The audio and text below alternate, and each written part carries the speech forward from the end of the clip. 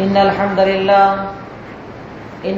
لله نحمده ونستعينه ونستغفره ونؤمن به ونتوكل عليه ونعوذ بالله من شرور أنفسنا ومن سيئات أعمالنا من يهده الله فلا مضل له ومن يضلله فلا هادي له وأشهد أن لا إله إلا الله وأشهد أن محمدا عبده ورسوله أما بعد فقد قال الله تعالى في كلامه المجيد والفرقان الحميد فأعوذ بالله من الشيطان الرجيم بسم الله الرحمن الرحيم قل هل يستوي الذين يعلمون والذين لا يعلمون وقال النبي صلى الله عليه وسلم إن الله لا يقبض العلم انتزاعا ينتزعه من العباد ولكن يقبض العلم بقبض العلماء حتى إذا لم يكن عالما اتخذوا الناس رؤوسا جهالا فافتؤوا بغير علم فضلوا وأضلوا.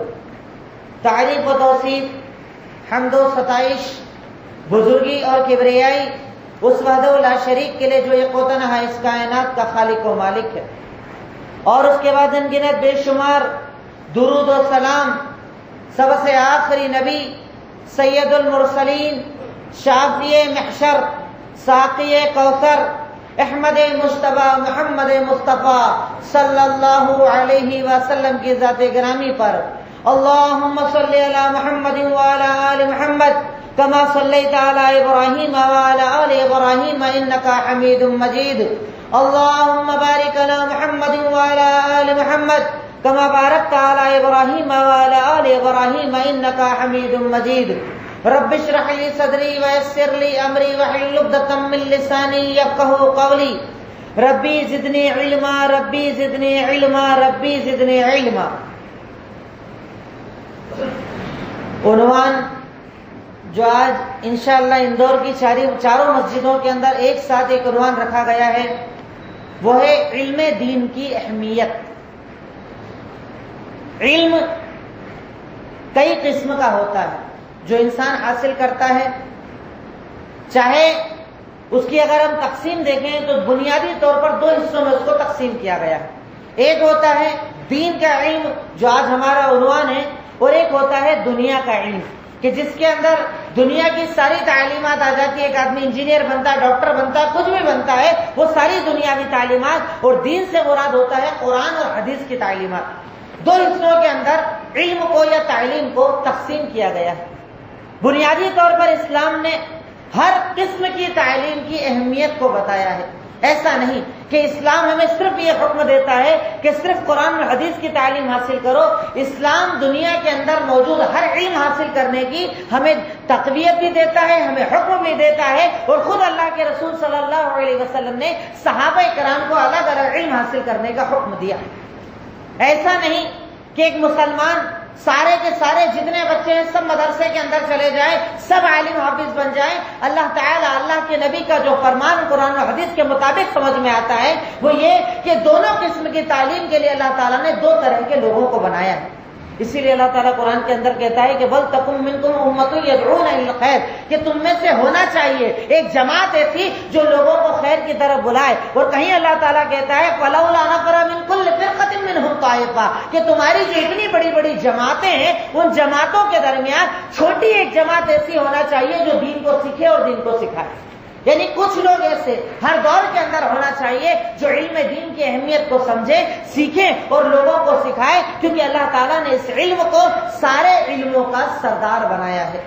کہ قرآن کو اللہ رب العالمین نے ہر علم کی کتاب بنایا ہے، قرآن و حدیث کو اللہ رب العالمین نے ہر علم کا سردار بنایا ہے. بنیادی طور پر اگر ہم تعلیم کی بات کریں تو اسلام نے علم کی اہمیت کو قدم قدم پر واضح کیا کہ اللہ رب العالمین نے سب سے پہلے جب حضرت آدم علیہ السلام کے ایک مجسمے اور مورتی کو بنایا، جب اللہ رب العالمین نے بتایا کہ فرشتوں سنو، میں آدم کو بنانے والا ہوں، آدم کے ذریعے انسانوں کو بنانے والا ہوں، انسان ایسا ہوگا ایسا ہوگا ایسا ہوگا، یہ جھوٹ بھی بولے گا سچ بھی بولے گا، اچھا بھی ہوگا برا بھی ہوگا، میری بات مانے گا نہیں بھی مانے گا. جب فرشتوں نے یہ سب سنا کہ اللہ تعالیٰ فرشتوں کو تیری وہ مخلوق ہے جو تیرا کبھی نافرمانی نہیں کرتے، یہ فعلون ما یؤمرون، جو تو کہتا ہے وہ کرتے ہیں، ہر تیرے حکم پر سر جھکانا، اس عمل کرنا ہم فرشتوں کی زندگی ہے. پھر اللہ تو کیوں ایسی مخلوق بنا رہا ہے؟ اللہ تو کیوں انسانوں کو بنا رہا ہے؟ اللہ تعالیٰ انسان کو تو کیوں پیدا کر رہا ہے؟ اللہ رب العالمین نے اس مقام پر علم کی اہمیت کو بتایا کہ ایک عالم اور ایک عام انسان کے درمیان کیا فرق ہوتا ہے کہ رب العالمین نے حضرت آدم کو بنایا، بنانے کے بعد وعلم آدم الاسماء کلھا ثم عرضهم على الملائکہ فقال انبئونی باسماء ہؤلاء ان کنتم صادقین.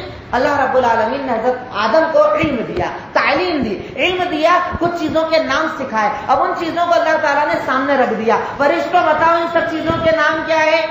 فرشتوں نے کہا لا علم لنا الا ما علمتنا، اللہ ہم نہیں جانتے، جتنا تو نے بتایا اس کے اندر یہ سب چیز نہیں ہے، ہم نہیں جانتے. اب اللہ تعالیٰ کہتا ہے آدم انبئہم باسمائہم، اے آدم اب تم سارے نام بتاؤ. تو حضرت آدم پٹاپٹ نام بتاتے ہیں. اللہ تعالیٰ اس مقام پر علم کی اہمیت کو بتاتا ہے کہ علم کی اہمیت دیکھو، ایک پڑھا لکھا، ایک جاننے والا اور ایک جو نہیں جانتا ہے، دونوں کے درمیان کتنا فرق ہوتا ہے. رب العالمین قرآن کے اندر کہتا ہے قل هل يستوي الذين يعلمون والذين لا يعلمون، کہہ دیجئے کیا ایک عالم اور ایک جاہل کبھی بھی ایک برابر ہو سکتے ہیں؟ یقین نہیں ہو سکتے، ان کے درمیان کوئی برابری نہیں ہو سکتی. لیکن اسلام نے علم کی اہمیت کو بتایا کہ اللہ رب العالمین نے غار حرا کے اندر، اللہ کے نبی صلی اللہ علیہ وسلم کی عادت تھی کہ آپ غار حرا کے اندر جاتے، 2 دن 4 دن 5 دن 10 دن جتنے دن رہتے عبادت کرتے عبادت کرتے عبادت کرتے. 40 سال کی آپ کی عمر ہے. اللہ رب العالمین حضرت جبریل امین کو بھیجا اور کہا کہ جائیے اور وحی کر کے آئیے.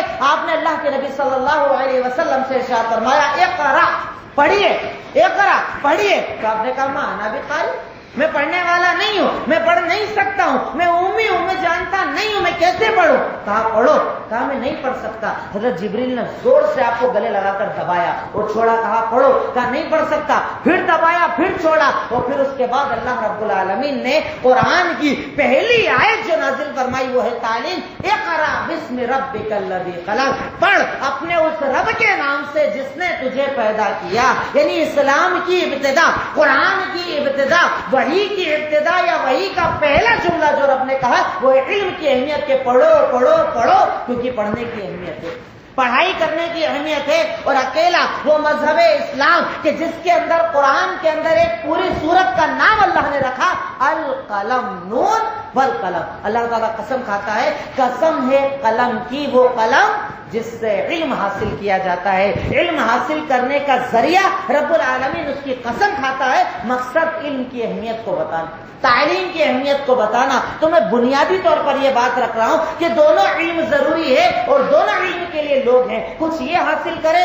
کچھ وہ حاصل کریں. آپ جانتے ہیں غزوہ بدر ہوا، غزوہ بدر جب ہوا، بدر میں مسلمان جب جیت گئے، کچھ کفار کو پکڑا گیا، قیدی بنایا گیا. اللہ کے نبی صلی اللہ علیہ وسلم نے مشورے کے بعد یہ طے کیا کہ ان قیدیوں کو اگر آزاد ہونا ہے تو ہر قیدی کو 10 مسلمان بچوں کو عبرانی لینگویج سکھانا پڑے گی. دیکھیے ہم لوگ سمجھتے ہیں کہ صرف اسلام کے اندر کیا قرآن کا علم ہے، حدیث کا علم ہے، آپ لینگویجز کا علم حاصل کروا رہے ہیں. آج ہمارے یہاں ہوتی ہے نا بڑی بڑی کلاسز لگتی ہے، کوئی اسپینش سکھاتا ہے، کوئی جاپانیز سکھاتا ہے، کوئی انگلش اسپوکن سکھاتا ہے. اللہ کے نبی صلی اللہ علیہ وسلم نے آج سے 1450 سال پہلے اگر قیدیوں کو آزادی چاہیے، تم عبرانی لینگویج جانتے ہو، اب تمہیں 10 مسلمان بچوں کو عبرانی لینگویج سکھانا پڑے گی. اگر سکھا دیا تم آزاد ہو جاؤ.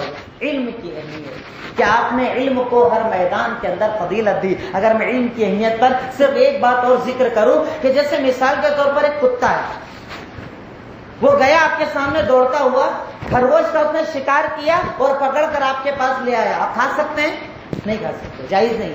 لیکن وہی کتا اگر علم والا ہو جائے، آپ اگر حدیث کی کتابوں کو کھولیں، صحیح بخاری، مسلم، ترمذی، نسائی، حدیث کی کسی بھی کتاب کو کھولیں، کتاب الصید جہاں پر شکار کا ذکر ہے وہاں پر الگ سے ایک باب اور ایک ہیڈنگ لگائی گئی ہے کلب معلم، وہ کتا جسے علم دیا گیا ہو. یعنی علم اگر انسان تو چھوڑیے، اگر کتے کو بھی علم دے دیا جائے، یعنی اگر آپ نے اسے شکار کرنا سکھایا ہو کہ اگر تو شکار کرنے جائے تو تجھے پکڑنا اور لے کر آ جانا، تجھے اس کے اندر دانت نہیں گڑانا ہے، اسے پھاڑنا نہیں ہے. یعنی اگر ایک کتا علم والا ہے اور وہ خرگوش کو پکڑ کر لائے، آپ ذبح کر کے اس کو کھا سکتے ہیں، آپ کے لیے جائز. سوچئے انسان علم والا افضل ہے ہی اپنا جگہ، اگر ایک کتے جیسے حقیر مخلوق ہے جسے ہم حقیر سمجھتے ہیں، اگر وہ بھی علم والا ہو جائے، معلم ہو جائے، تو اس کا شکار اللہ تعالیٰ نے جائز قرار دیا۔ کیا یہ علم کی اہمیت نہیں؟ علم کو اللہ تعالیٰ نے اتنا افضل بنایا ہے، لیکن ہم جس علم کی بات کر رہے ہیں، یہ تو بھی عام علم کی بات ہے، لیکن ہم جس علم کی بات کر رہے ہیں وہ ہے علم دین، دین کا علم، قرآن کا علم، حدیث کا علم، وہ علم کہ جس کی اگر فضیلت اور اہمیت کو سمجھنا ہے تو صرف اتنا ہی کافی ہے کہ یہ وہ علم ہے جس کے سکھانے والے خود اللہ کے رسول صلی اللہ علیہ وسلم ہے۔ رب العالمین قرآن کے اندر کہتا ہے هو الذی بعث فی الامیین رسولا منہم یتلو علیہم آیاتہ ویزکیہم ویعلمہم الکتاب والحکمہ وإن کانوا من قبل لفی ضلال مبین۔ یقیناً وہی اللہ تعالیٰ کی ذات ہے، وہی اللہ تعالیٰ ہے، وہی تمہارا خالق، تمہارا مالک ہے، جس نے تمہارے ہی درمیان سے ایک امی کو اٹھایا اور نبی بنایا، نبی بنایا، امیوں میں سے ایک کو نبی بنایا، اور نبی بنانے کا مقصد، نبی کی زندگی کا مقصد، نبی کی افضلیت کا مقصد کیا بتایا؟ یعلمہم الکتاب والحکمہ۔ نبی کا طریقہ ہے سیکھنا اور سکھانا، علم دین کو حاصل کرنے والے یا کروانے والے انبیاء کے طریقے پر ہیں کہ رب کہتا ہے یہ انبیاء کا طریقہ تھا کہ وہ لوگوں کو کتاب کی تعلیم دیتے تھے، قرآن کی تعلیم دیتے تھے، حدیث کی تعلیم دیتے تھے، ان کا تزکیہ کرتے تھے، انہیں پاکیزہ کرتے تھے، انہیں صاف کرتے تھے۔ یعنی اگر کوئی علم کے راستے پر ہے، علم دین کے راستے پر ہے، گویا کہ وہ محمد رسول اللہ صلی اللہ علیہ وسلم کے راستے پر ہے۔ دوسری فضیلت کہ اللہ کے نبی خود ارشاد فرماتے ہیں کہ اے لوگوں سنو، انما العلماء ورثۃ الانبیاء، اپنے بچوں کو دینی تعلیم میں لائیے۔ ہمارے یہاں دیکھیے، میں بڑا افسوس مجھے ہوتا ہے جب بھی یہ بات آتی ہے، اس موضوع پر بات کرتا ہوں، میں اکثر اس چیز کو کہتا ہوں کہ آج ہمارے یہاں جو پیسے والے ہوتے ہیں یا جن کے پاس اسٹیٹس سماج کے اندر ہوتا ہے، وہ زکات دے کر دوسروں کے بچے کو پڑھواتے ہیں، پر خود کے بچوں کو عالم نہیں بنانا چاہتے، خود کے بچوں کو مولوی نہیں بنانا چاہتے۔ کیوں؟ فیوچر کیا ہوگا، آگے کیا کمائی ہوگی، نوکری کیسی ملے گی۔ میں اس لیے اس عنوان کو بیان کر رہا ہوں کہ ابھی قریب وقت کہ کئی مدارس کے اندر داخلے شروع ہو جائیں گے، ہر خاندان سے کم ایک بچے کو دین کے علم پر ڈالیے، کیونکہ یہ وہ علم ہے کہ دنیا مت دیکھیے کہ کیا اس کی تنخواہ ہوگی، کیا اس کی زندگی ہوگی۔ آپ کا ایک بیٹا ڈاکٹر، انجینئر، چاہے کتنی بڑی پوسٹ پر ہو، پر وہ علم دین حاصل کرنے والے کی پوسٹ پر کبھی نہیں آ سکتا، کہ اس کے بارے میں اللہ کے نبی ارشاد فرماتے ہیں انما العلماء ورثۃ الانبیاء، یقیناً وہ لوگ جو دین کا علم حاصل کرتے ہیں، عالم بنتے ہیں، وہ نبیوں کے وارث ہوتے ہیں۔ وارث، باپ کا بیٹا وارث ہوتا نا، کہ باپ نے مال چھوڑا، بیٹا وارث بن گیا، بنگلہ اس سے ملے گا، گاڑی اسے ملے گی، پیسہ اسے ملے گا۔ یہاں کہا جا رہا ہے کہ علم دین حاصل کرنے والا نبیوں کا وارث ہوتا ہے، اور خود کہتے ہیں آپ کہ انبیاء جو ہوتے ہیں نا، لم یورثوا دینارا ولا درہما، کہ نبی اپنی وراثت کے اندر نہ دین چھوڑنا، کوئی بہت زیادہ درہم چھوڑ کر گئے، نہ دینار چھوڑ کر گئے، نہ پیسہ بہن بہن کچھ نہیں چھوڑ کر گئے۔ انبیاء نے اپنی وراثت کے اندر علم کو چھوڑا ہے، اور جو اس کو حاصل کرے گا وہ انبیاء کا وارث بن جائے گا، انبیاء کا وارث بن جائے گا۔ یہ علم دین کی فضیلت ہے، علم دین کو حاصل کرنے کی فضیلت ہے، علم دین، قرآن اور حدیث کے دین کو سیکھنے والوں کی فضیلت ہے کہ ان کے لیے اس علم کو صدقہ جاریہ بنایا جائے گا۔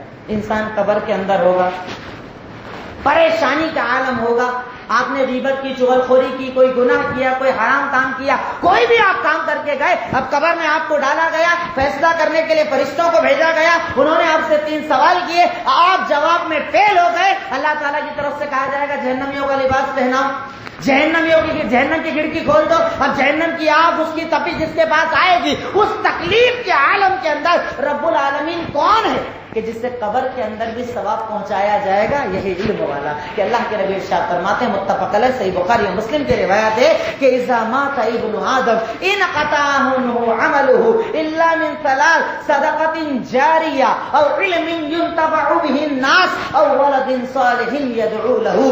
3 طرح کے لوگ ایسے ہیں کہ جنہیں مرنے کے بعد ان کی قبر میں بھی ثواب ملتا رہے گا۔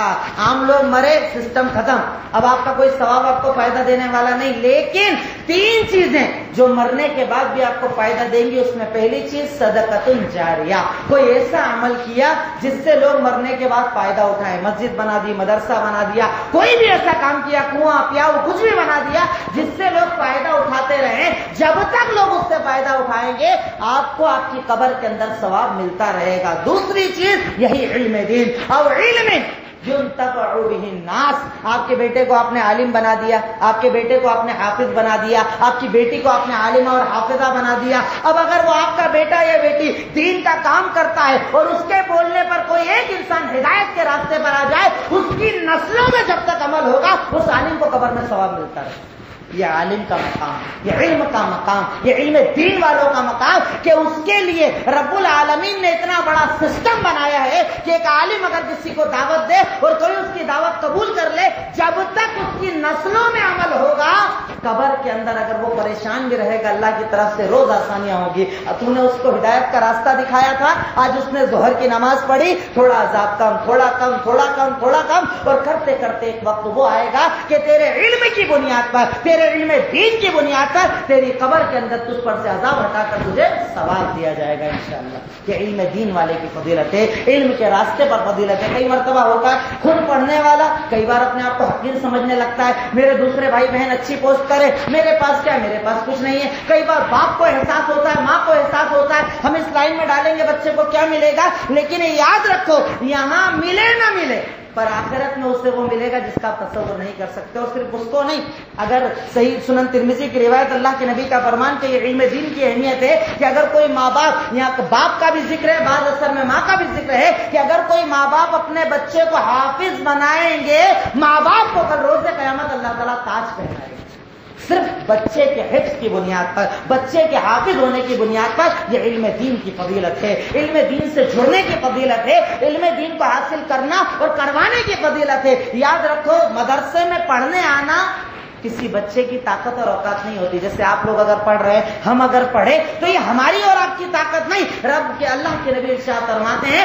کہ من یرید اللہ بہ خیرا یفقہہ فی الدین۔ کئی لوگ کہتے ہیں نا کہ نہیں صاحب اپنے تو بچے کو اپنے ڈاکٹر بنایا، عالم نہیں بنایا، تو یہ افسوس کا مقام ہے کہ اللہ نے تجھے چنا ہی نہیں، اللہ نے تیرے بیٹے کو قبول کرا ہی نہیں، اللہ نے تیری بیٹی کو قبول کرا ہی نہیں، کیونکہ اللہ کے نبی ارشاد فرماتے ہیں، صحیح بخاری اور مسلم کی روایت ہے کہ رب جس کے ساتھ بھلائی کا ارادہ کرتا ہے اسے دین سیکھنے کی توفیق دیتا ہے۔ ہر انسان کی بات نہیں، ہر لڑکے اور لڑکی کی طاقت نہیں، یہ اللہ تعالیٰ چنتا ہے اپنے بندوں کو، اور جن کو چنتا ہے وہی دین کا علم حاصل کر پاتے ہیں، سیکھ پاتے ہیں اور سکھا پاتے ہیں، ورنہ کسی کی طاقت اور حیثیت اور اوقات نہیں کہ وہ دین کا علم حاصل کر سکے۔ یہ علم دین کی فضیلت میں صرف اشارے آپ کے سامنے کر رہا ہوں، صرف دلیلوں کو پیش کر رہا ہوں کہ یہ موقع ہے، ایڈمیشنز کا آگے اور موقع آنے والا ہے، آگے بڑھیے اور اپنے بچوں کو دینی لائن میں ڈالیے۔ صرف دنیا مت دیکھیے، آخرت دیکھیے۔ اور میں تو کہتا ہوں کہ آج تو جو دور چل رہا ہے ابھی تو ٹھیک ہے، 8 اور 10 سال کے بعد انجینئر سے زیادہ علماء کی ڈیمانڈ ہو جائے گی، کیونکہ علماء ختم ہو رہے ہیں، مارکیٹ میں علماء ہی نہیں ہے،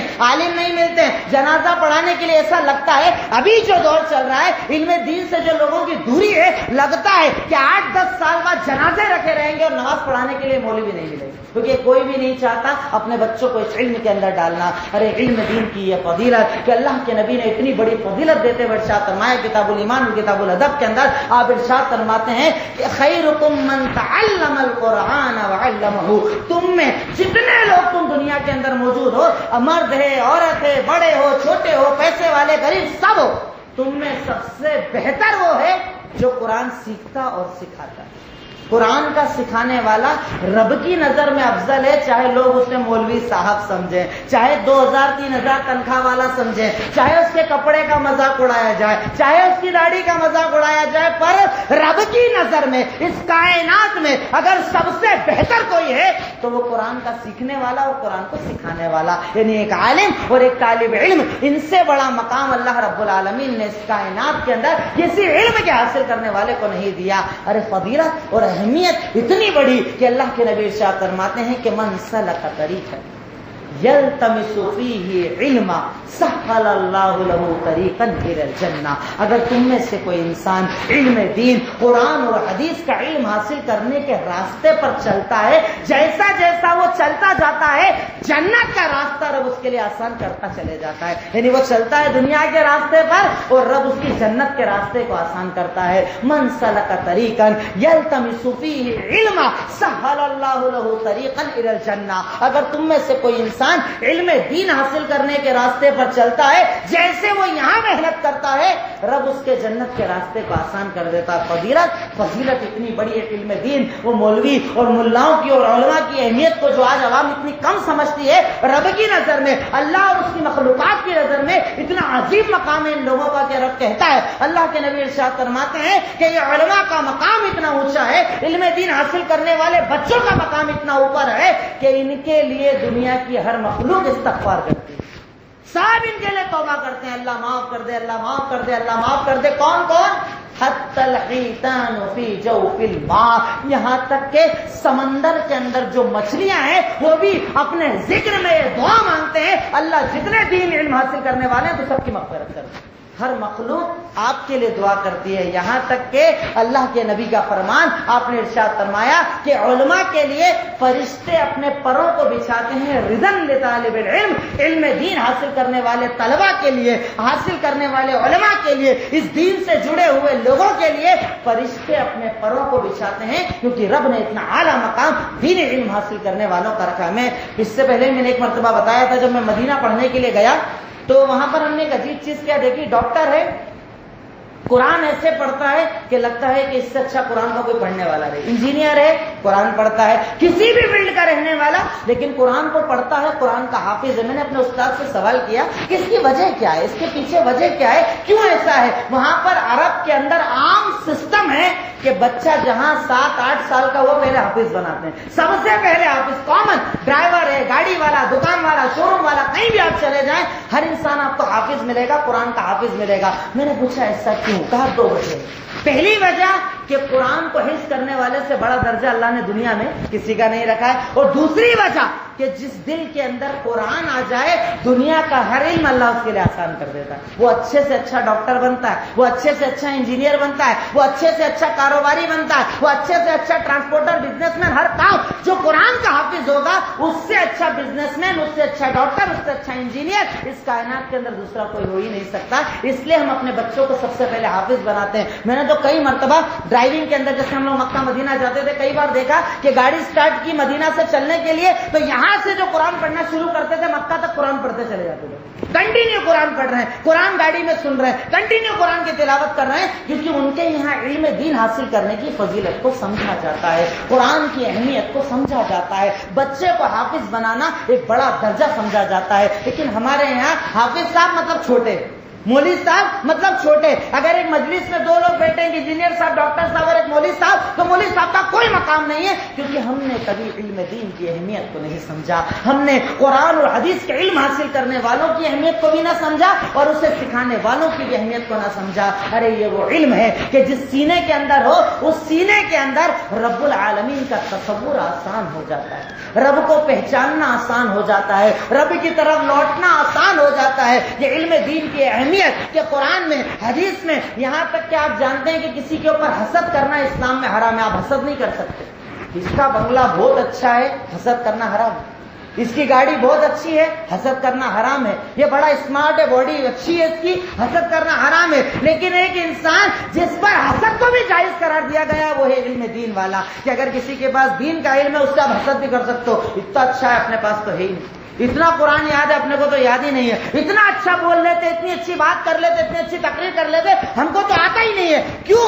کیونکہ وہ اپنے علم کو اپنی موت کو آسان بنانے میں استعمال کرتا ہے، اپنی جنت بنانے کے لیے استعمال کرتا ہے، اپنے آپ کو جہنم سے بچانے کے لیے استعمال کرتا ہے۔ اس لیے رب العالمین نے علم دین حاصل کرنے والوں کی اہمیت کو بتایا ہے، ان کے مقام کو بتایا ہے، ان کے مرتبے کو بتایا ہے۔ ارے علم دین، قرآن اور حدیث کا علم تو وہ علم ہے کہ جس کے بارے میں اللہ کے نبی ارشاد فرماتے ہیں کہ کل روز قیامت جب تم مرنے کے بعد جب تمہیں قبر کے اندر ڈالا جائے گا، تم قرآن اگر پڑھنے والے ہو، تم اگر قرآن کی تلاوت کرنے والے ہو، ایک عام آدمی جو تلاوت کرنے والا، اب اگر ایک حافظ ہو جو ریگولر قرآن کا پڑھنے والا ہے، اللہ کے نبی کہتے ہیں اقرأوا القرآن فإنه يأتي يوم القيامة شفيعا لصاحبه۔ تم قرآن کو خوب پڑھا کرو، خوب پڑھا کرو، خوب پڑھا کرو۔ کیوں؟ کیونکہ یہ قرآن جب تم قبر میں ڈالے جاؤ گے، قبر کے اندر اللہ تعالیٰ جب فیصلہ کرے گا، اور میدان محشر میں بھی جب اللہ فیصلہ کرے گا، یہ قرآن ایک شکل کے اندر آئے گا. اللہ تعالیٰ سن، تیرا غضب اپنی جگہ، تیرا غصہ اپنی جگہ، اس کے گناہ اپنی جگہ، لیکن رب سن، میں وہ قرآن ہوں کہ جس کی یہ تلاوت کرتا تھا، میں وہ قرآن ہوں جو اس کے سینے کے اندر تھا. جب وہ سفارش کرے گا، رب اس کی سفارش کو قبول کر کے حافظ کو معاف کر دے. قرآن کی سفارش سے قرآن کے پڑھنے والے کو معاف کر دیا جائے گا. یہ علم دین کے حاصل کرنے والوں کی فضیلت ہے، یہ قرآن کے پڑھنے اور پڑھانے والوں کی فضیلت ہے. ارے یہ تو وہ کلام ہے کہ آدمی کتنی محنت کر لے. سوچو اگر ایک آدمی حافظ ہے، اس کا مقام کتنا اوپر ہوگا کہ اللہ کے نبی ارشاد فرماتے ہیں کہ تم لوگ قرآن پڑھا کرو، کیونکہ تمہیں قرآن پڑھنے پر ہر حرف پر 10 نیکی ملتی ہے. جیسے ایک عام آدمی جس کو قرآن یاد نہیں ہے، کتنا قرآن پڑھ سکتا ہے دن بھر میں، لیکن اگر اس کے مقابلے میں ایک حافظ ہے، وہ حافظ بنتے کتنی مرتبہ قرآن کو پڑھتا ہے. کوئی 10 بار دور کرتا ہے، کوئی 20 بار دور کرتا ہے. ایک پیج جب آدمی حفظ کرتا ہے، دن بھر میں 10 15 20 بار اس پیج کو پڑھ لیتا ہے. اللہ کے نبی کہتے ہیں کہ قرآن کے ہر حرف پر تمہیں 10 نیکی ملتی ہے. وَلَا أَقُولُ لَكُمْ أَلِف لام میم حرف وَلَكِنِّي أَقُولُ أَلِفٌ حَرْفٌ وَلَامٌ حَرْفٌ وَمِیمٌ حَرْف. میں یہ نہیں کہتا کہ اگر کسی نے کہا الف لام میم تو اسے 10 نیکی ملے گی. میں یہ کہتا ہوں کہ اگر کسی نے کہا الف لام میم اسے 30 نیکی ملے گی. الف الگ حرف ہے، لام الگ حرف ہے، میم الگ حرف ہے. یعنی اگر کوئی حافظ قرآن کا پڑھنے والا، قرآن کو سیکھنے اور سکھانے والا دن بھر میں ایک مرتبہ کہتے الف لام میم، اس کے اعمال نامے میں 30 نیکی چلی جاتی ہے. یہ درجہ اللہ کسی کو دے گا، یہ موقع اللہ کسی کو دے گا.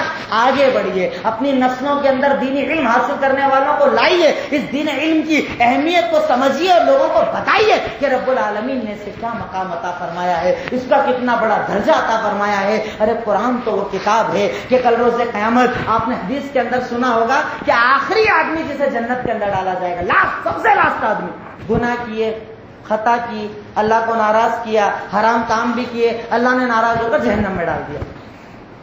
جہنم میں گیا، عذاب کو چکھا. اب عذاب چکھنے کے بعد اللہ تعالیٰ جب اسے جنت کے اندر ڈالے گا، یعنی جنت کی سب سے لاسٹ کیٹیگری کے اندر جس کو ڈالا جائے گا، رب اس سے سوال کرے گا بتا جنت کیسی ہے، بتا تو نے جنت کو کیسا محسوس کیا. کہا اللہ تعالیٰ تو نے تو مجھے وہ جنت دی ہے، نہ مجھ سے پہلے کسی کو دی ہوگی نہ میرے بعد کسی کو دے گا. اتنی اعلیٰ جنت، اتنی اونچی جنت، اتنی پیاری جنت تو نے مجھے عطا کی ہے. رب کہتا ہے کہ یہ تو آخری آدمی کا حال ہے، لیکن اگر کوئی حافظ صاحب ہو، قرآن کے پڑھنے والے ہو، تو رب قرآن کے پڑھنے والوں سے کل روز قیامت کہے گا اقرا وارتقی ورتل کما کنت ترتل فی الدنیا فإن منزلتک عند آخر آیۃ تقرؤها، کہ اے قرآن کے پڑھنے والے، اے حافظ قرآن پڑھتا جا اور ایک ایک سیڑھی چڑھتا جائے. یعنی ہر آیت پر ایک جنت کی کیٹیگری اوپر ہو جا اور تجھے جنت میں وہ مقام ملے گا جہاں تو قرآن پڑھنا بند کر دے گا. 10 پارے والے کا مقام سوچو کیا ہوگا، 20 والے کا کیا ہوگا، اور